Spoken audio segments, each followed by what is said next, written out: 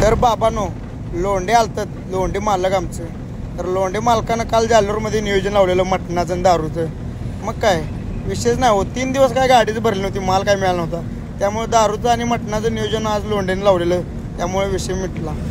Finally आम्हाला माल मिळाला गोव्याचा माल मिळाल्यावर मग काय आम्ही एवढं जाम खुश असतो की नाही, विषयच नाही. तर काय मग काय आज भरायला गेलो, आलो पॉईंटला भरायला आल्यानंतर आपल्याला डॉगेशबाई भेटलेत. डॉगेशबाईला आज 5-5 बिस्किट पुढं खाऊ घातलीत, त्यामुळे डॉगेशबाई जाम खुश होते, विषयच नाही. फायनली आम्ही गाड्यातून भरून आलो हॉटेलवर. आल्यानंतर ना काय म्हटलं, चला म्हटलं लवकर जाऊया, लवकर तोंड हातपातीन धुव्या म्हटलं, गाडीला अगरबत्तीतीन लावा म्हटलं. चहा प्यायला आलो हॉटेलमध्ये आल्यानंतर ना आपले ट्रान्सपोर्टचे मालक, अग्रवाल ट्रान्सपोर्टचे मालक आलते बिल 3 घेऊन गाडीचं. मग आज संग्र्या 3 सिद्ध्या 3 सगळी संघ असल्यामुळे जन्नतमध्येच आहे आणि सगळ्यांचा माल गोव्याचाच आहे हो. आणि रशियन इथनंच रांड्याचे नाचलं, हे तर रांडाचा आहे घाला नाचाच लागला गोव्याला जायचं म्हणलं. तर मग काय आज जन्नतमध्ये जाणार म्हणल्यावर सपला विषय. तर बाबांनो सुरतमध्ये होतो काल, मस्तपैकी सकाळी नाश्ता करायला थांबवलेली गाडीला डिझेल पण टाकायचं होतं. दोघांच्या गाडीत, संग्र्याच्या माझ्या गाडीत डिझेल त्यांनी टाकलं. आलो इथं वापीला, गाड्या लावल्या या हॉटेलवर.